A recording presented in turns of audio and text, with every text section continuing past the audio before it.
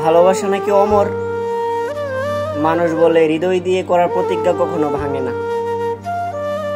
কিন্তু এই সমাজ শিখিয়েছে এক ভয়ানক সত্য: টাকার ঝলকানি মনের আলোটাকেও সহজে নিভিয়ে দেয়। গরিব ছেলেটি স্বপ্ন দেখেছিল খালি হাতেই। তার ভালোবাসাটা ছিল সত্যের মতোই নগ্ন, ছিল শুধু চোখে ভরসা আর ভবিষ্যতের আশা। প্রেমিকাটি হঠাৎই বুঝলো ভবিষ্যৎ বলতে যা বোঝায় সাজানো ঘর, গাড়ি, গহনা, বিলাসী জীবন।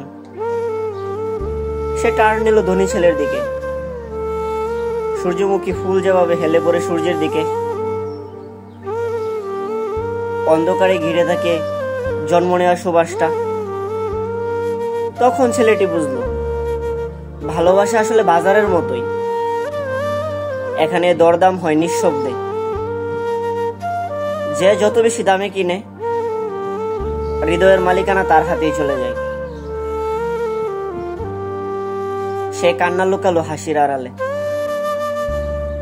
কারণ মানুষ আজকাল গরিবের চোখের পানি দেখতে দেখতে ক্লান্ত। কারো গুনার টাইম নেই।